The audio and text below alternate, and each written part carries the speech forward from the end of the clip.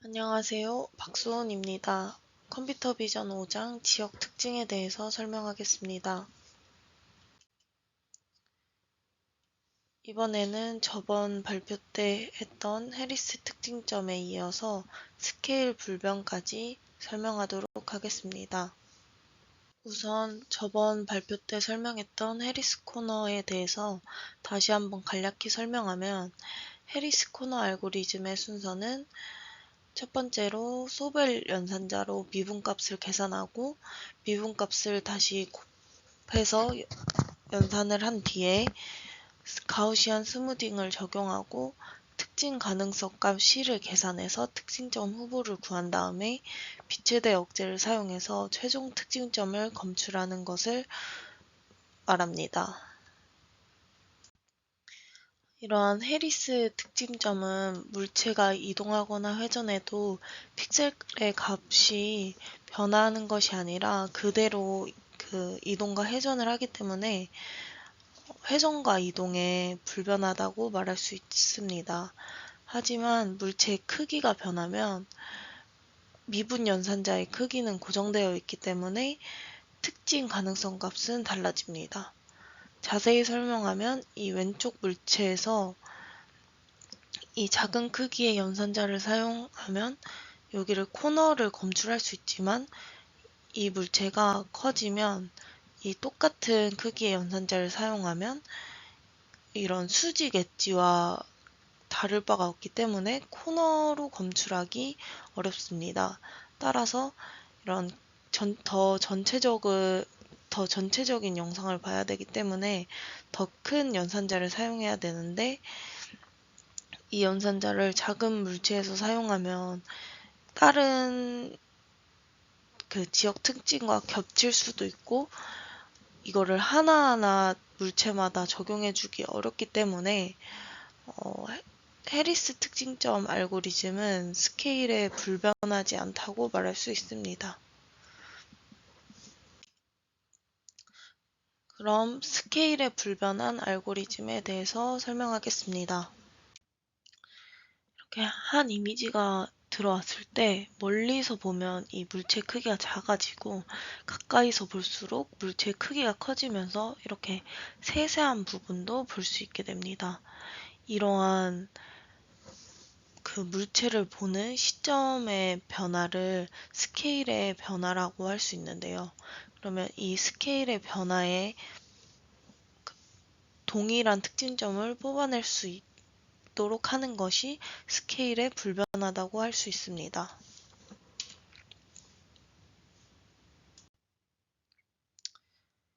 그러기 위해서는 다양한 시점에서 고려해서 특징점을 뽑아내야 합니다.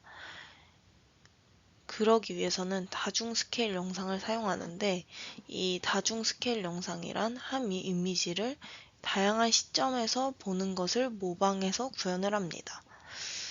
이런 다중 스케일 영상을 구현하는 방법은 두 개가 있는데 첫 번째로 이제 물체를 멀리서 볼수록 점점 물체가 작아지니까 이거를 이미지의 크기를 점점 줄여서 구현한 방법이 피라미드 방법이라고 할 수 있고, 근데 이 피라미드 방법은 이렇게 이미지를 축소하는 데에서 한계가 있기 때문에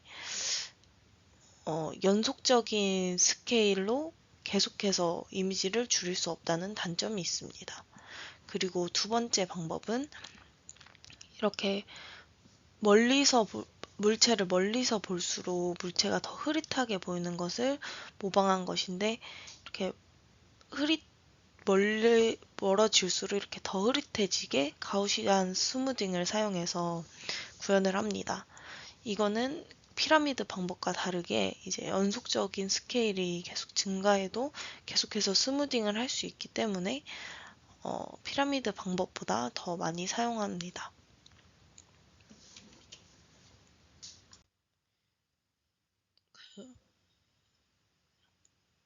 그래서 이 가우시안 스무딩을 이용해서 다중 스케일 영상에다가 스케일 T축을 추가해서 3차원으로 확장한 것을 스케일 공간이라고 합니다.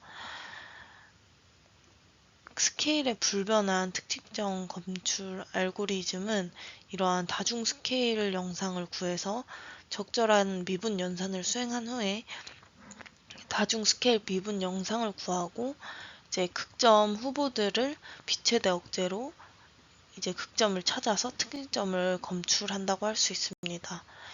이때 이 미분 연산을 정규 라플라시안으로 가장 많이 사용하는데 뒷장에서 설명하겠습니다.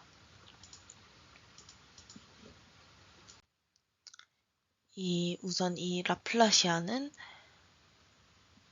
x축과 y축에 각각 두 번씩 미분한 식이고 이 라플라시안을 각 스케일에 대해서 수행을 해주는데 이 스케일이 커질수록 즉 시그마 값이 커질수록 라플라시안 값은 작아지게 됩니다.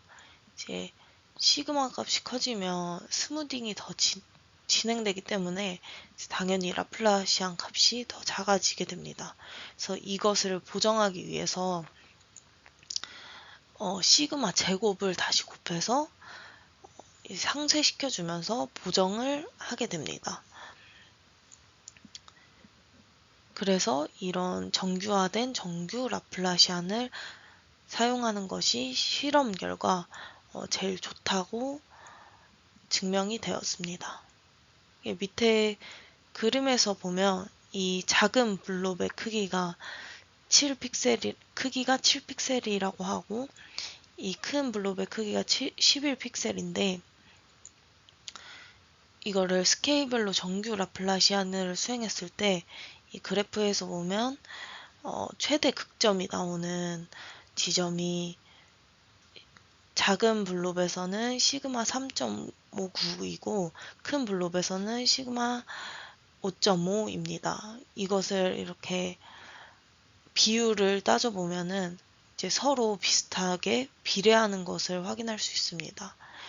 이처럼 정규 라플라시안을 사용하면 물체의 스케일과 이 최대 극점의 시그마 값이 서로 비례한다는 것을 이제 1998년 린다버그라는 사람이 실험을 통해서 발견하게 되었습니다. 앞에서 본 해리스 코너 알고리즘에서는 스케일에 불변하지 못한 특징이 있다고 했었는데 이것을 보완하기 위해서 이제 그냥 원래대로 y, x 공간, 영상 공간에서는 해리스 코너식을 사용하고 이제 스케일 축 t에서는 정규 라플라시안을 그냥 그대로 사용해서 이거를 결합해서 y, x 이런 스케일 축으로 차원을 확장한 후에 이제 이 시그마 값을 점점 변화시켜지면서 각 스케일에 대한 특징 가능성 맵을 모두 수집합니다. 그래서 이제 스케일 변환에 따른 라플라시안 극대점인 이제 라플라시안이 극대점이 나오는 특징 맵을 검출하면 스케일에도 불변한 이제 특징점이 검출되게 됩니다. 다음은 스케일 인베리언트 피처 트랜스폼 알고리즘으로 2004년에 데이빗 로우라는 교수가 논문에서 발표했던 알고리즘이고 현재까지도 가장 널리 쓰이는 대표적인 특징점 검출 알고리즘이라고 할 수 있습니다. 이제 각 단계에 따라서 자세히 설명해 보도록 하겠습니다. 첫 번째로 다중 스케일 영상을 구축하는 것인데요. 앞에서 말한 것처럼 다중 스케일 영상을 만드는 방법은 두 가지 방법이 있는데 첫 번째가 하나가 이 피라미드 구조이고 하나가 이 가우시안 구조입니다. 이 두 구조를 결합해서 만드는데요. 우선 가우시안 구조부터 먼저 얘기하면 이제 시그마 값을 점점 키우면서 가우시안 스무딩을 해서 다중 스케일 영상을 만드는 거였는데 여기서는 이 시그마 값을 다음 시그마 값을 결정할 때 이 수식을 통해서 결정하게 됩니다. 이때 K 값은 2의 3분의 1승으로 이 실험을 통해서 결정했다고 합니다. 근데 이 그러니까 영상을 점점 만들수록 i가 증가할수록 필터가 커져서 연산이 오래 걸린다는 단점이 있습니다. 그래서 이 컨볼루션의 특징을 이용해서 이제 i 플러스 1번째 영상을 획득하기 위해서 이 i 플러스 1번째 이 시그마 값을 제곱하고 그 전에 있는 시그마 값인 i번째 시그마를 제곱한 것을 빼서 루트를 씌운 다음에 이 시그마의 차를 구하고 이제 i 플러스 1번째 영상을 획득하기 위해서 이 i번째 영상에 이 필터를 사용해서 영상을 획득하게 되면 필터의 이제 크기가 더 작아지기 때문에 더 빠르게 영상을 획득할 수 있습니다. 이러한 이렇게 가우시안 구조로 이렇게 만든 것을 이제 이걸 한 묶음으로 봐서 이거를 옥타브라고 하고 이거를 피라미드를 통해서 구성을 해야 되기 때문에 이 한 옥타브를 모두를 이미지를 절반으로 줄여가지고 이렇게 피라미드를 구성하게 됩니다. 여기서 또 다음 옥타브에서는 여기서 영상을 더 줄여서 사용하게 됩니다. 그래서 옥타브가 증가할 때마다 영상을 이렇게 반으로 줄이고 또 가우시안을 6묶음을 다시 이렇게 생성하는 것을 이렇게 반복해서 스케일 영상을 구축한다고 할 수 있습니다. 다음은 이 다중 스케일 영상에 미분을 적용해서 특징점을 검출해야 되는데 앞에서는 정규 라플라시안을 이용해서 특징점을 검출했었는데 여기서는 정규 라플라시안이랑 유사한 디퍼런스 오브 가우시안이라는 방법을 통해서 이 수식을 통해서 사용하게 됩니다. 이 수식은 원본 영상에서 그 다음 영상을 빼서 이 차이를 구해서 특징점을 검출하게 되는 연산입니다. 이러면은 그 정규 라플라시안은 이렇게 컨볼루션 곱을 모두 수행을 해줬어야 되는데 이거는 이제 영상 간의 차를 계산해서 특징을 검출하기 때문에 확실히 계산이 빨라지게 됩니다. 이렇게 앞에서 디퍼런스 오브 가우시안을 통해서 이러한 엣지 정보와 디테일한 정보들이 있는 이미지들을 구할 수 있었습니다. 이 이미지를 통해서 이제 극점을 검출해야 되는데 여기서는 이 극점을 키포인트라고 부릅니다. 이러한 극점 검출은 앞에서 한 것처럼 빛의 대역제를 사용해서 하게 되는데 여기서는 3차원으로 확장해서 사용하게 됩니다.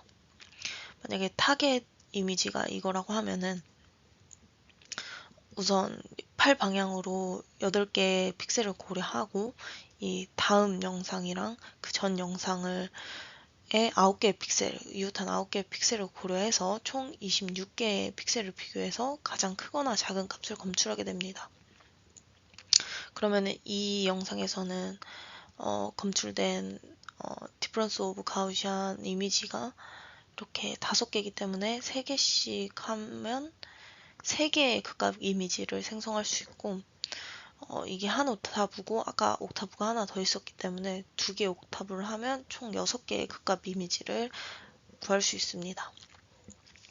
근데 이때 극값이 이런 픽셀 사이에 있는 공간에 있을 확률이 높아져서 극값의 정확한 위치를 알아야 합니다. 그러려면 그 앞에서 해리스 코너에서 했던 것처럼 테일러 급수를 도입해서 x를 미분하고 이걸 0이 되는 지점을 찾아서 극값으로 선정하게 됩니다.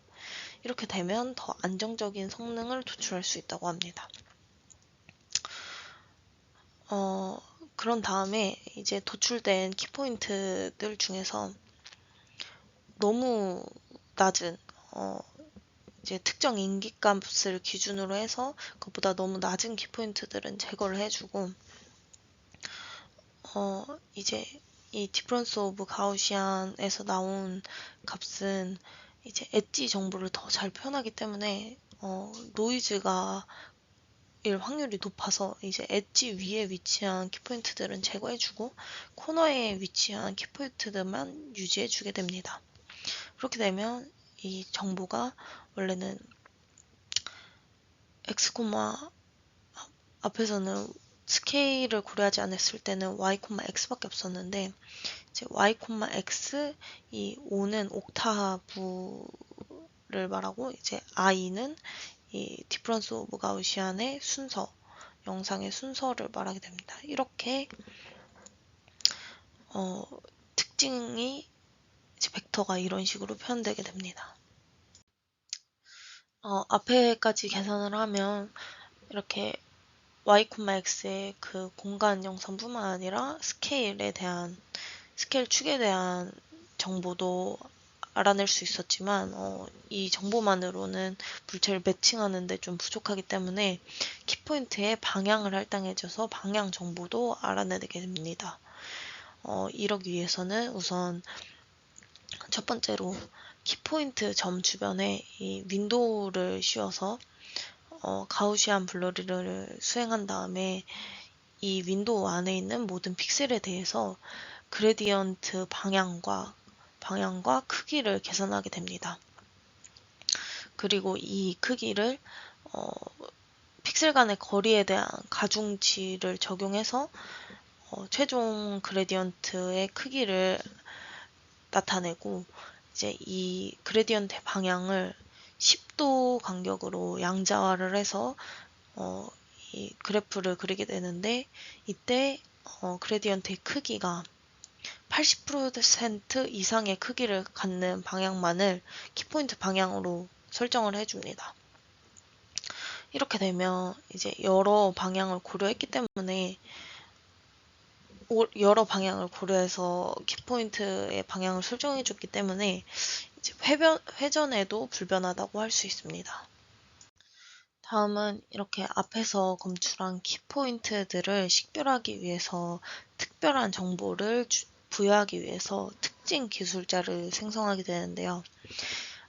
이 방법은 키포인트 주변에 16x16 윈도우를 4x4 윈도우를 16개로 하여서 그레디언트를 계산하게 됩니다. 이 한 윈도우에 속한 픽셀들의 그레디언트의 크기와 방향을 계산한 후에 아까는 방향을 10도 단위로 양자화했지만 여기서는 이제 8개로 양자화해서 히스토그램을 생성하게 됩니다. 그러면은 이 8개의 히스토그램이 16개의 윈도우이기 때문에 이제 16 곱하기 8을 하면 128차원의 특징 기술자를 획득할 수 있습니다. 이때 회전 의존성을 해결하기 위해서는 이제 키포인트 방향에서 이 그레디언트 방향을 빼서 키포인트 방향에 상대적으로 만들어줘야 하고 밝기 의존성을 해결하기 위해서는 밝기에 따라서 이 특징 기술자 값이 달라지기 때문에 정규화를 수행해야 된다고 합니다. 그렇게 되면 이제 한 특징점에서 y, x 값, 위치 값, 스케일 값, 방향 값, 특징 기술자 값 이렇게 총 5개 이렇게 벡터로 표현되게 됩니다. 이상으로 발표 마치도록 하겠습니다. 감사합니다.